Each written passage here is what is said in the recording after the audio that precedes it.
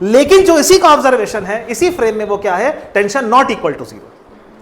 इसी फ्रेम में बैठ के जब उसने न्यूटन सेकंड लॉ लगाया तो उसमें टेंशन आई जीरो, लेकिन इसी फ्रेम में बैठकर जब उसने फोर्स डायनामोमीटर लगाया, यानी कि ऑब्जर्वेशन किया, तो टेंशन आई नॉन जीरो।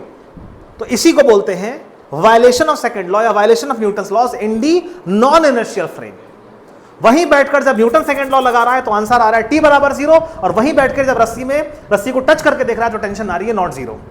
इसी को बोलते हैं violation of Newton's laws in non inertial frame. T equal to zero as per his calculations and T not equal to zero as per his own observations, दोनों mismatch कर रहे हैं। This is the violation of Newton's laws in non inertial frame.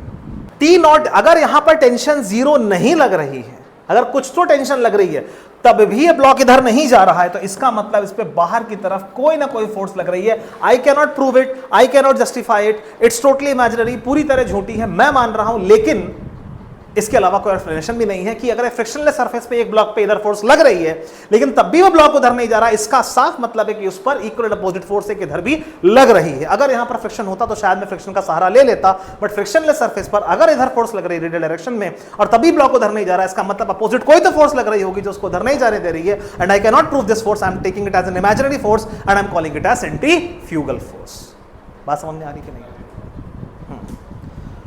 तो ये कहेगा ठीक है भाई, अभी कहेगा देखो लैटिट्यूड लॉन्गिट्यूड भी फर्जी होते हैं लेकिन काम करके देते हैं, इसलिए मैं इस फर्जी फोर्स को इमेजिन कर रहा हूं, क्योंकि अगर tension not equal to zero है इधर, तब भी ब्लॉक इधर नहीं जा रहा है, इसका मतलब इस टेंशन को कोई तो उधर कैंसिल कर रहा है ना। और अब मैं फाइनली अपनी न्यूटन सेकंड लॉ में जब इसको लिखूंगा तो क्या लिखूंगा, कहेगा टी इधर की तरफ पॉजिटिव है तो एफ इधर क्या होगा, माइनस एफ। वो कहेगा मैंने जो ये इमेजिनेशन किया है वो टी के उलट है, तो टी बराबर जीरो आ रहा था तो मैं वहां पर अपनी इमेजिनरी फोर्स को माइनस एफ को जोड़ रहा हूं टी में, तो यहां से फिर रिजल्ट मेरा बदल के आ जाएगा टी बराबर एफ, जो कि आ गया नॉन जीरो, हेंस प्रूव्ड।